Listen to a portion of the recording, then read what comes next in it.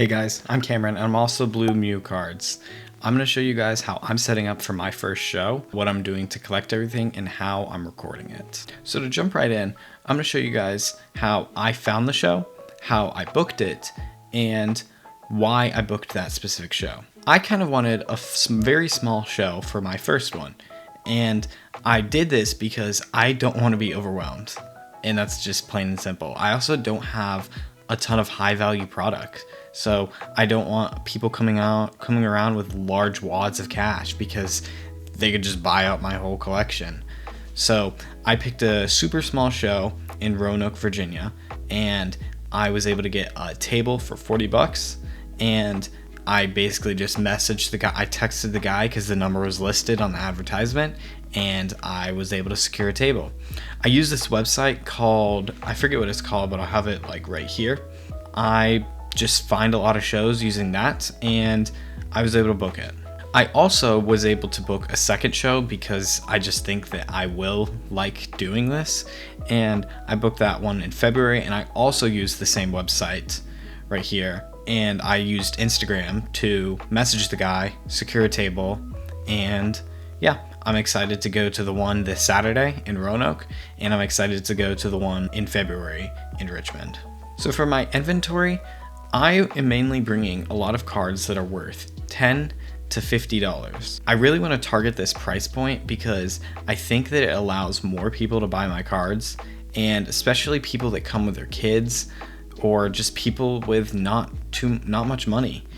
I personally find it hard spending more than $50 on a card, and so being able to just spend $20 on a card that looks really cool, I personally would want to do that. And so that's kind of what I'm trying to target here. I do have two slabs that I'm bringing with me. I've got the Unigaba Pikachu in a 10, and I've got the Japanese Bubble Mew in a 10.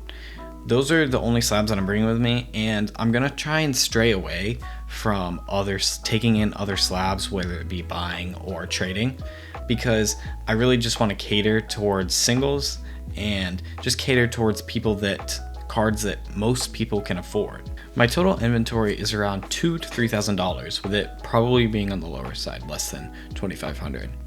And I think that this is a lot, but to some, it might not be enough for them to feel confident vending. For me, if this is not enough, then I can't be a vendor. I personally do think it's enough, but we'll see at the card show if I do actually sell enough, or people like the cards that I picked out, that I like and that I bought to sell. So we'll see what happens, but that's how much my inventory is worth. And now on to the next segment. So for pricing my cards, I'm mainly going to use TCG Player and eBay sold listings. If it's on TCG Player, that's what we're using. We're conditioning it correctly.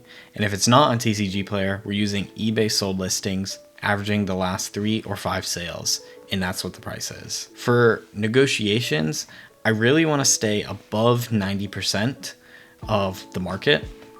And yeah, that's mainly how I'm pricing it. It doesn't get too complicated than that. So I think this goes along with some of the stuff that I'm bringing and how I'm pricing cards.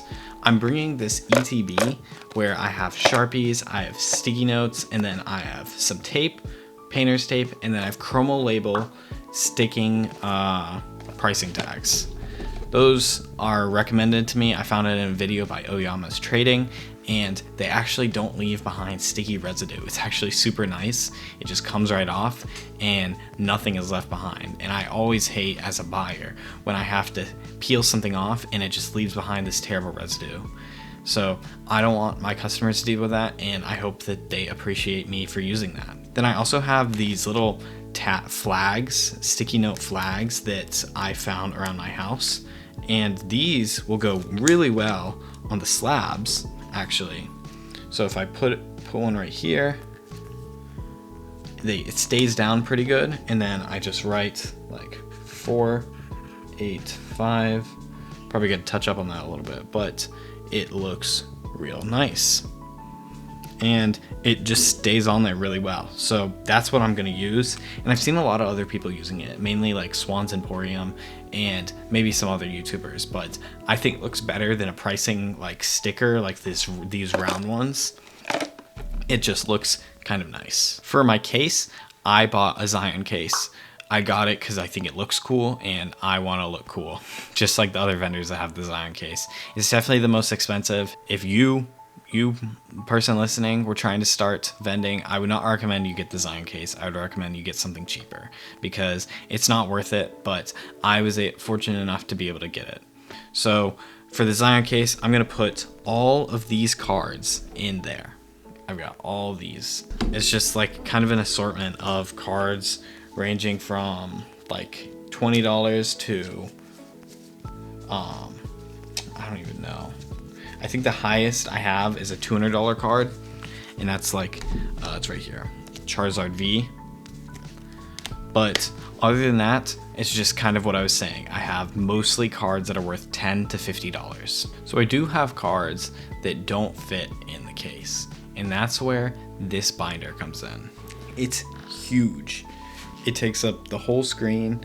It's 9 cards in there, and then I've got around like 50 cards in there. I have other cards. I have other EX cards, like common EX cards that I'm putting in another binder. I have about 160 of those, and so I'm gonna charge $1 a piece for those. Then I also have like some random common cards that I've kind of handpicked. These are like cute cards that people would like, and I'm also gonna charge $1 for those. And then I have some bulk.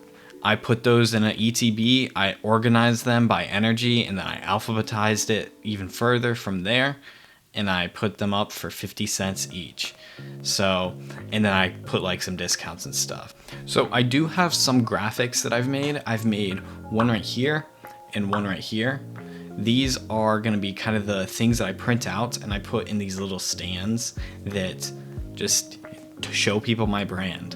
And then that also shows them the payment methods. This is gonna just make my table look a bit more appealing, make it look a little bit more professional, and I hope that it will entice more people to come to my table. I'm gonna come in with around $550 to spend, and that's kind of around where I wanna be for my first show. I sold some things and I was able to gather $550, and so that's what I'm gonna bring to the show, and hopefully people offer stuff for me to buy. And I'm excited because that's one of the best opportunities as a vendor, is able to buy stuff at a discount so that you're able to make that profit later on.